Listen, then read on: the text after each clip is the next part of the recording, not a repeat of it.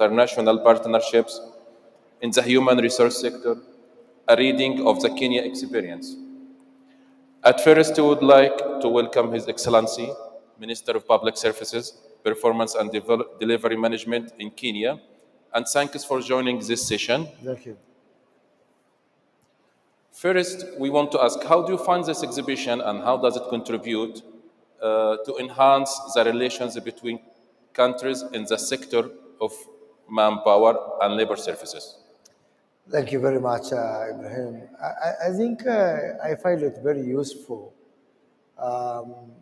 It's my first time to attend this kind of exhibition, and I think it provides a good platform for engagement. I found a lot of companies, willing companies, who are from all over the world, but mostly a good opportunity to engage with the Saudi companies in the area of human resource and manpower. So I think it's good, and I look forward to come many more times. Thank you very much. Second question, what is the ways of cooperation between the countries in the manpower field and labor services also? From my point of view, the most important area to cooperate is to fix the process. Because like in any business process, if the process is broken, it's not working. So I see many opportunities for cooperation for the end to end, Right. to look at both in terms of efficiency, in terms of delays, in terms of timelines, but most important also in terms of quality, because like any other product in business, quality is very important. So I think that having close cooperation between the two sides, from the supplier side and from the demand side, is very important. This is something that between Kenya and Saudi Arabia, we are already cooperating on government to government, a lot of cooperation. Just last week, we had a delegation from the team from the Ministry of Labor in Saudi Arabia who are visiting Kenya, a similar team from my counterpart, the Minister for Labor and high level delegation who are here. Cooperation to see how can we improve the timelines, how can we improve the service quality, how can we be able to even deploy technology to work together. So the fact that we have got government-to-government cooperation is going to give way for cooperation on business to business between the recruiting companies and the agencies and other suppliers in Kenya. So it makes it easier when we have willingness from both governments to create an enabling environment that is going to enable our businesses to be able to work much more efficiently. Inshallah. How does the Kenyan development reflect on the quality of human capital in terms of qualification and skills? First of all, the way you have, for example, oil in Saudi Arabia Yes. is the same way we treat our human capital. Our human capital is our main asset. We have got, first of all, a very young population.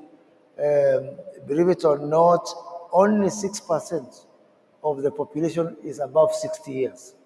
If you are above 60 years, you are actually endangered species because it is actually a minority. So very huge youthful population, most of them educated, close to 90% of them speaking English, fluently. A lot of technical skills from semi-skilled to skilled to domestic workers. Very, very high skilled manpower. So what is required now is, because we have got already the skill, we have already good education, we have got exposure, people already working in the West, in Europe, in the United States, in other countries. So how do we now move forward and ensure that the people who can work in Saudi Arabia are fit for purpose? That is why we are having collaboration on 3 areas. The first level of cooperation is we want to establish the skills verification program. And going forward, we are going to make it mandatory that everybody who is going to come and work in Saudi Arabia from Kenya, they must, especially on the skilled and the semi-skilled, they must undergo mandatory SVP program, which we are agreeing with the government of Saudi Arabia through our very much famous National Youth Service, which is sort of even a paramilitary training to have the highest level of discipline. Our technical and vocational training centers, which are also going to be skills verification centers with the Saudi government. So we hope to establish around 300 centers which are going to accredit anybody coming to work in the Kingdom of Saudi Arabia to ensure that the skill set is fit for the purpose. And we are not talking about the generic training. Yes. We are talking about specific training whereby any Saudi employer can come and say, this is how I want my skills to be tested. So it is specific. It's not generic. It is very specific. The second one is because already from the Saudi side, we have seen a lot of improvement on the technology, for example, on the Musaned side. How can we now improve that technology? Because Kenya is already a very digital country, you know, and we have got a very big skill set. We have got over 5,000 of our government services are already online. So it's not very difficult to get even the skills to be online. So what we want to do is to ensure that even from the beginning point of the recruitment process, receiving the demand from Saudi employers to people posting CVs, within the next 6 months, we want to ensure that any Saudi employer, even forget about the recruitment agency, can be able to go online and say, I want plumbers. So they go online, they do online interview using technology, using video conferencing to be able to meet. And only they give demand or orders for only the people they have selected, they have interface with them. So the same way you have got improvements on the Musaned side, and even from for example, the mega companies, we want to make sure that it is an end-to-end process, the same thing as if you are in the same country. Yes. And finally is to look at the obstacles which have been facing the employers, for example, the issues of the medical, how can we be able to work on the medical together.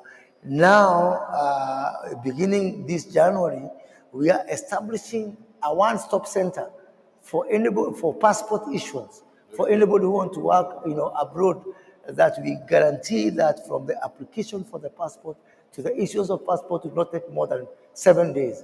That's you know, cutting short the time for the recruitment process.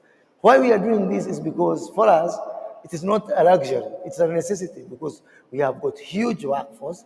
We hope to have 1 million people in 2024 alone working abroad. So it's not something that we do as a luxury.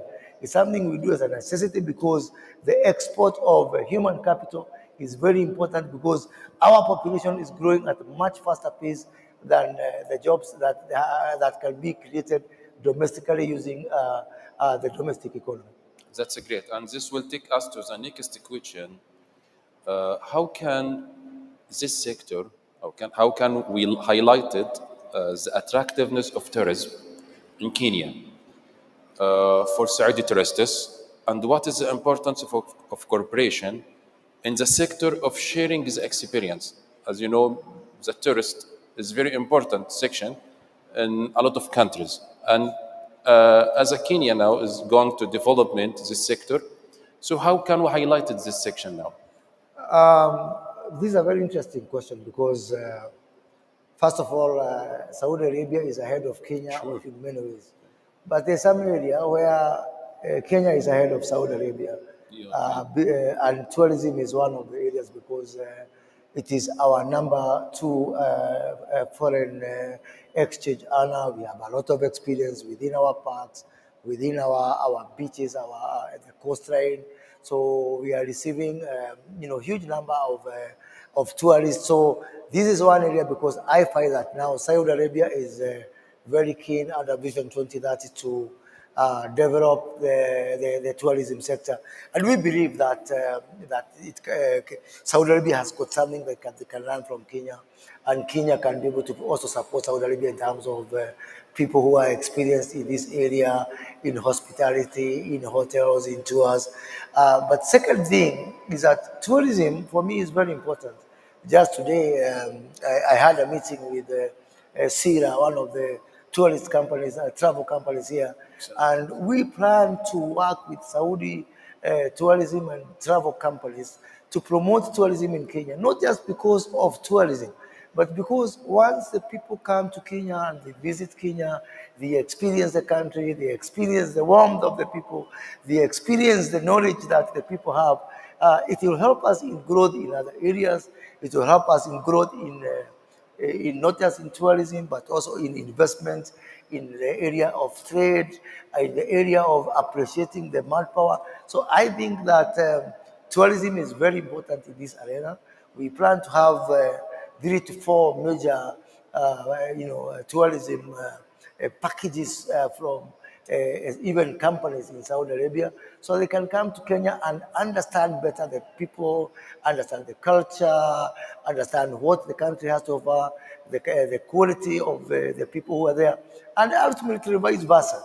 So because I believe that the potential of exchange from tourism, from investment, from trade, from manpower between Kenya and Saudi Arabia is untapped. 2015, around 2015, 2017, there were already only 17,000 Kenyans working in Saudi Arabia. Today, as we speak, there are 300,000 people working in here. And we're talking about higher skill. Today, I am minister in the government of Kenya. 24 years ago, I worked for 10 years in this kingdom as a senior banker. And you can imagine from that time until today, the numbers of even the skilled in banking, in technology, in engineering, and others have grown. So what is lacking really is awareness for the Kenyan people to know that Saudi Arabia is a great country, is a friendly country, is a great place to work, and for the Saudi people to know that Kenya is a country full of potential in investment, in trade, but most important, in very rich in skilled human capital, which can be able to help each other's country as we chart the way forward in terms of our economic development. That's great, Mr. Moses. In the end, we would like to thank His Excellency Minister Moses Korea for joining this session, and thanks to you, ladies and gentlemen. Now I need to invite Mr. Yahya to join us. Mr. Yahya Al-Amir. Mr. Yahya Al-Amir.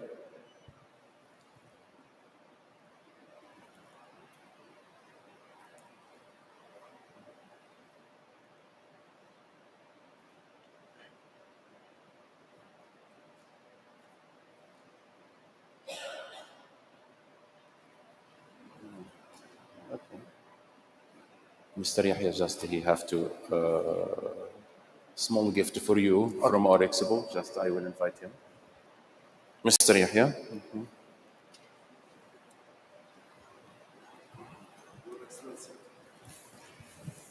Thank you. شكرا شكرا شكرا.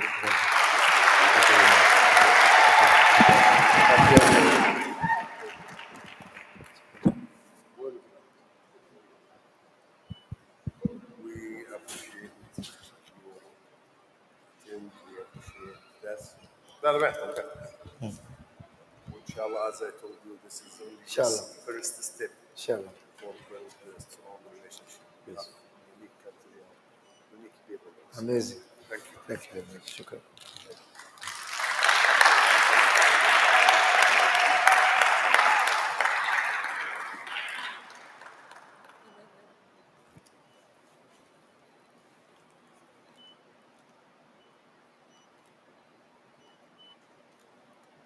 شكرا. Thank you. Thank you.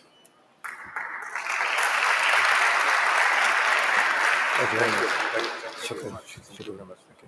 شكرا.